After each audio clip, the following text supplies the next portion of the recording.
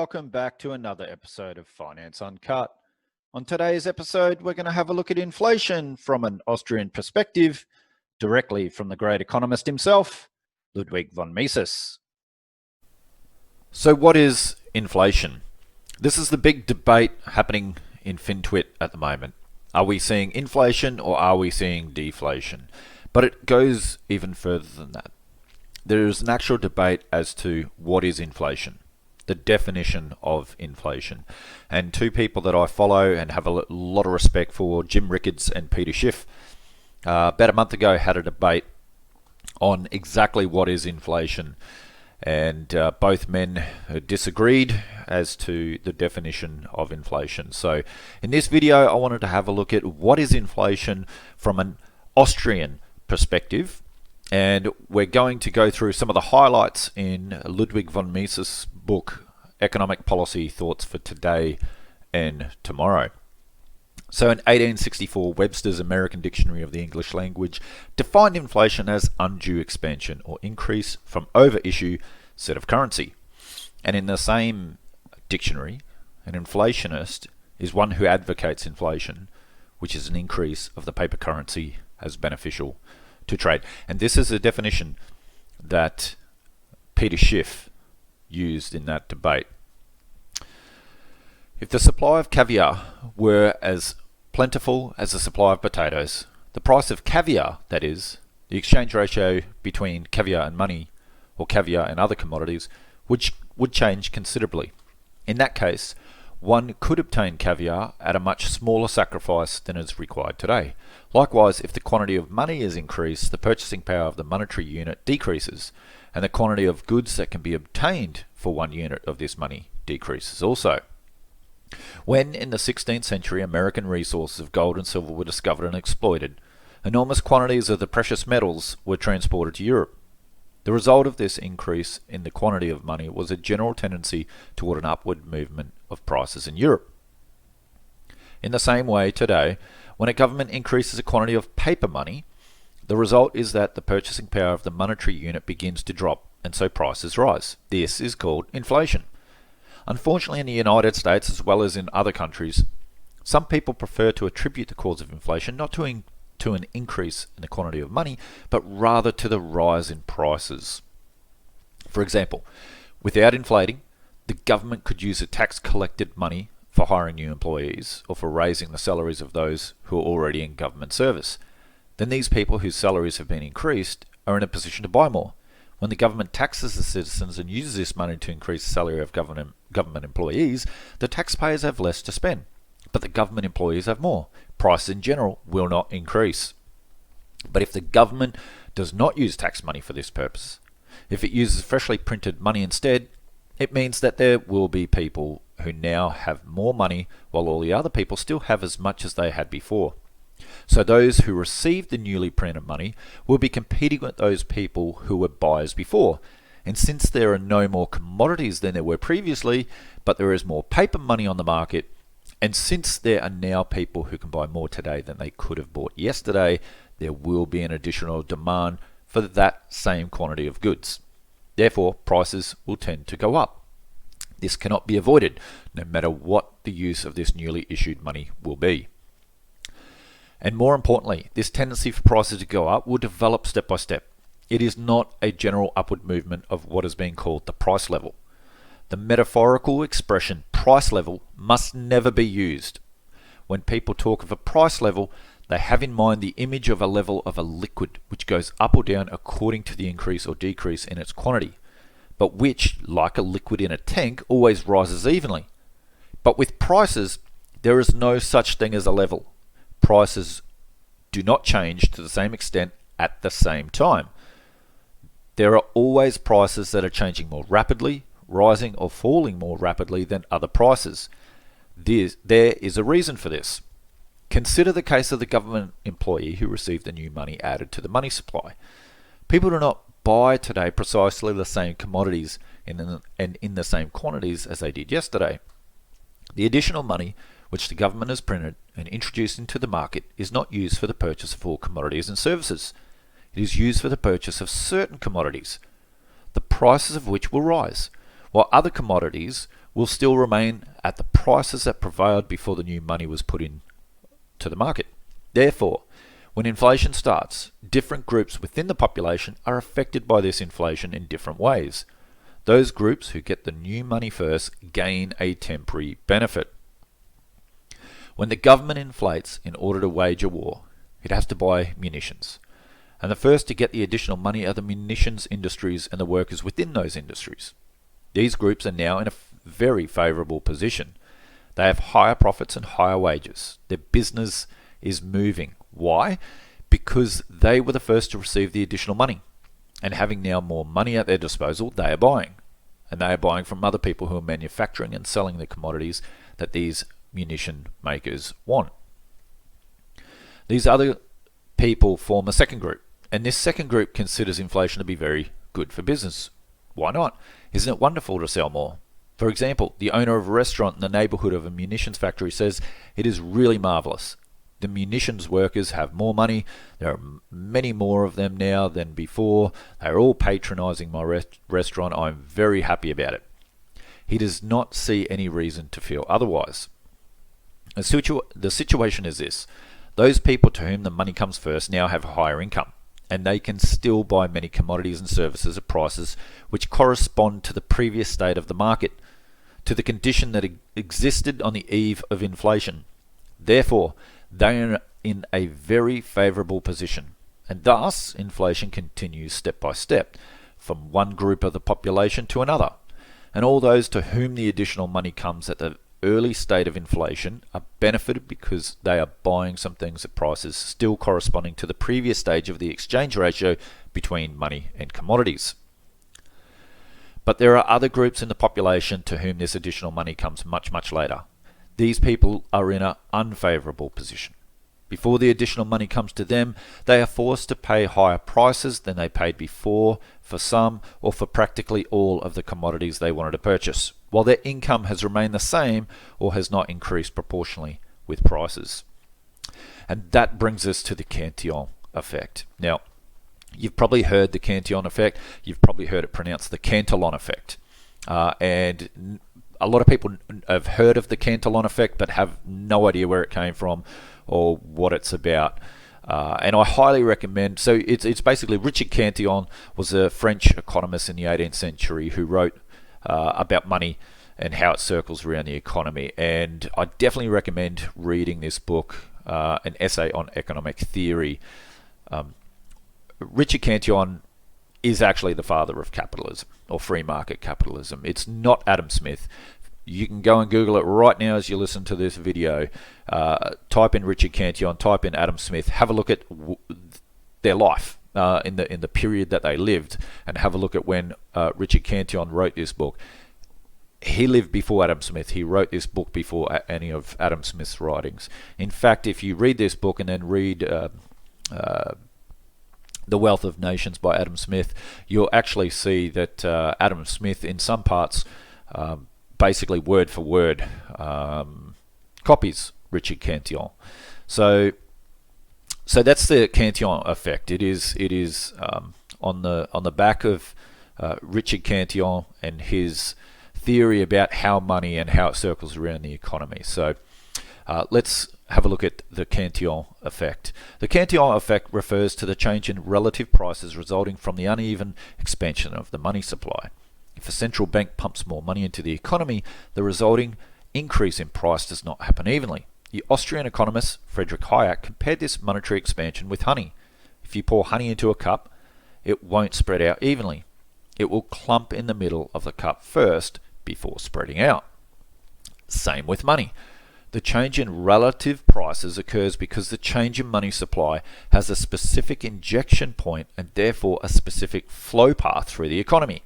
The first recipient of the new supply of money is in the convenient position of being able to spend extra dollars before prices have increased. But whoever is last in line receives his share of new dollars after prices have increased. This is why when the Treasury's deficit is monetized, inflation is referred to as a non-legislative tax.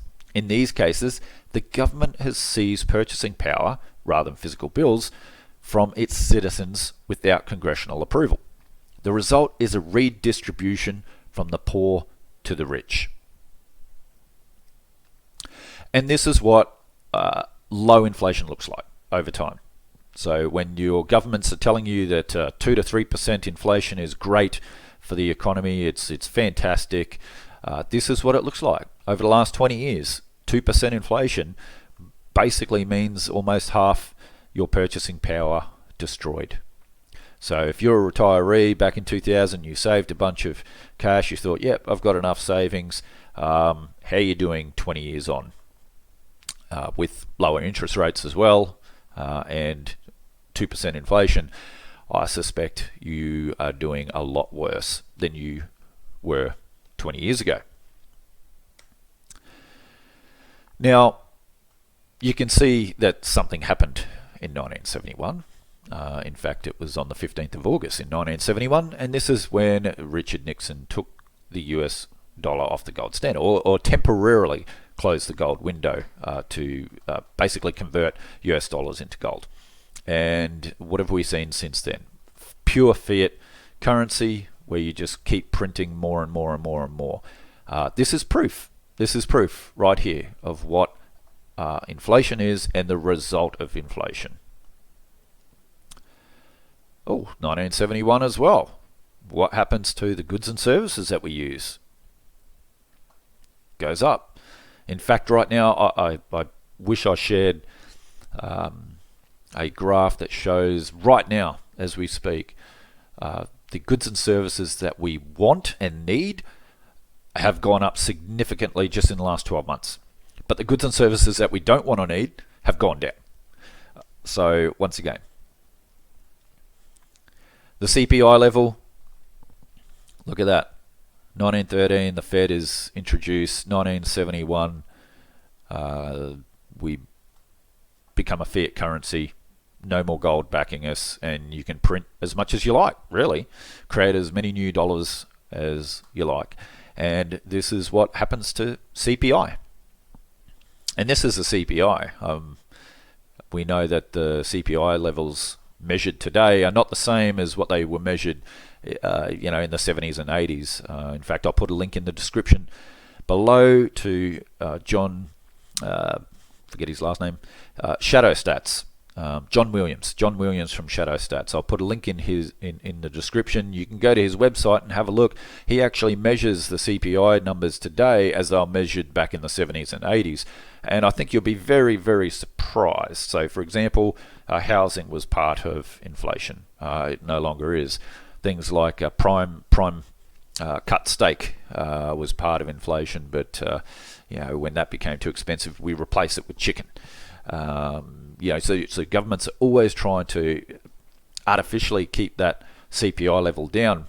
Well, some people say it's because they've got obligations such as pensions and other things to pay, and so if they can keep the CPI level down, then they don't have to fork out as much year on year out, while real inflation or CPI is running a lot higher.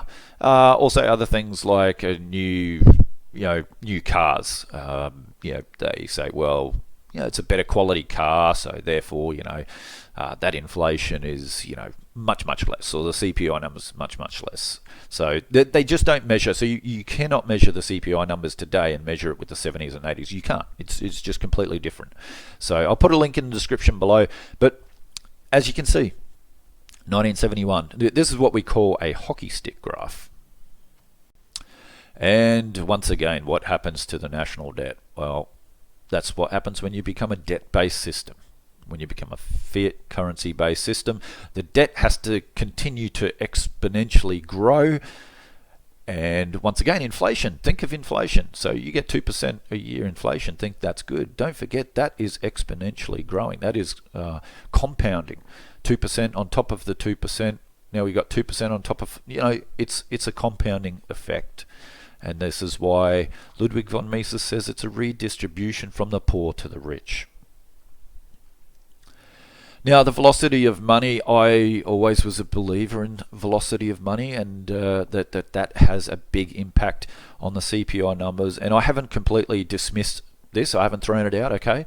But Lynn Alden, who's a fund manager, has definitely given us something to consider and think about with this graph here. So the drop in velocity from 18 times in 2008 to 4 times in 2020 didn't cause deflation.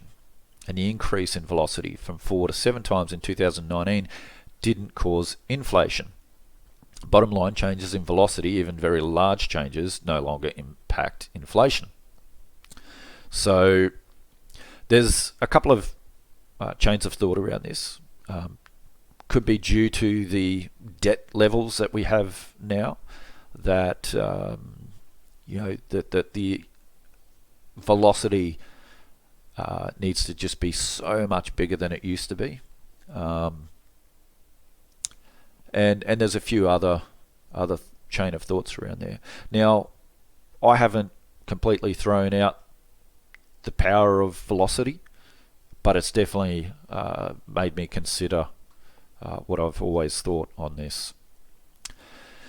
Now, this is an interesting one as well. So it is true when people say that quantitative easing, or QE, is not inflationary. It's not new base money. It's correct. If you have a look at the red line there, you can see QE1, QE2, QE3. Now, understand that quantitative easing, from the Federal Reserve's point of view anyway, because different central banks have different rules, but from the Federal Reserve point of view, is when the Federal Reserve is doing quantitative easing, they are creating bank reserves and basically swapping assets, whether it's treasuries or mortgage-backed securities or whatever, with the dealer banks, with the commercial banks and financial institutions. Now, they have accounts with the Fed. These bank reserves don't go out into the real economy. These bank reserves stay at the Fed. The banks, the commercial banks, can use those reserves as collateral for new loans. So it's up to the commercial banks to basically create new loans using those reserves as collateral. So if the commercial banks aren't increasing credit, then that's not really getting out into the real economy. And that's why you see with the blue line there that deposits at commercial banks never rose when quantitative easing was going up. There's no correlation between that. However, when you add quantitative easing with massive government deficits, which are predominantly transfer payments into the real economy, into households, well, you can see that now we do have correlation. We do have deposits at commercial banks skyrocketing. And so this is the argument that yes, quantitative easing isn't directly creating new currency and isn't inflationary, but quantitative easing combined, basically monetizing the debt, as Ludwig von Mises said, the government debt, that is, then that is inflationary, and that is going into households. And so as those households and different groups get that money, that Cantillon effect kicks in. So where are they spending that money? Where is that new created currency going first? And that's what you need to look at. The government may think that inflation as a method of raising funds is better than taxation, which is always unpopular and difficult. In many rich and great nations, legislators have often discussed for months and months the various forms of new taxes that were necessary because the parliament had decided to increase expenditures. Having discussed various methods of getting the money by taxation, they finally decided that perhaps it was better to do it by inflation. But of course the word inflation was not used. The politicians in power who proceeds toward inflation does not announce, "I am proceeding toward inflation." The technical methods employed to achieve the inflation are so complicated that the average citizen does not realize inflation has begun.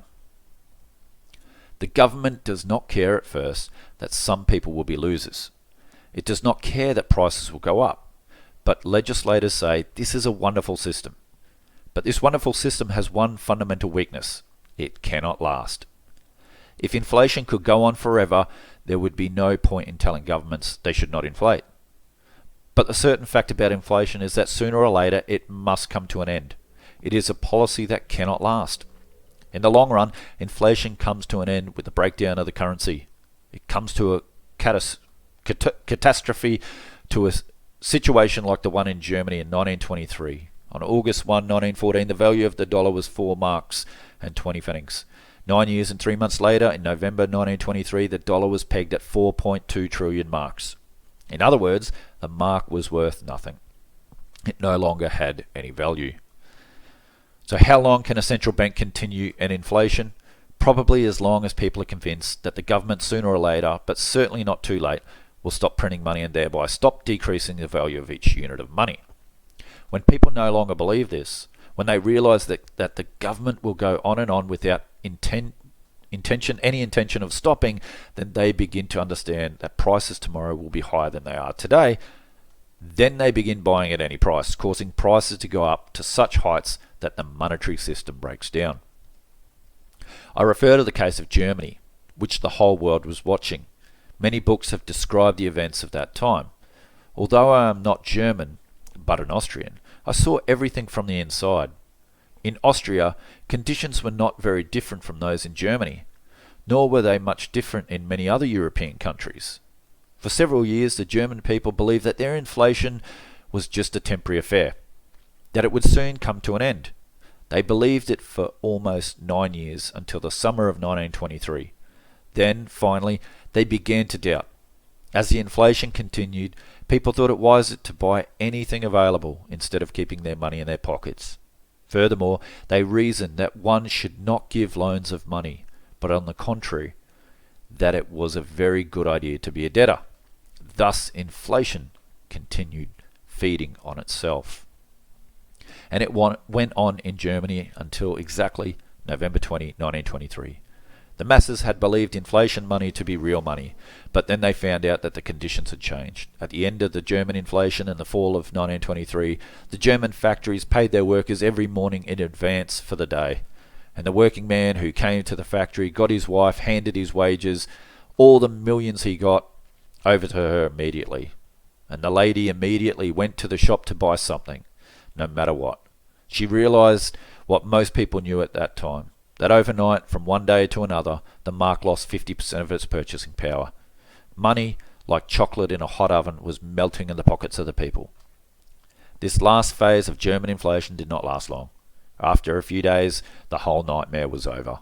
The mark was valueless and a new currency had to be established. Lord Keynes, the same man who said that in the long run we are all dead, was one of the long line of inflationist authors of the 20th century. They all rode against the gold standard. When Keynes attacked the gold standard, he called it a barbarous relic. And most people today consider it ridiculous to speak of a return to the gold standard.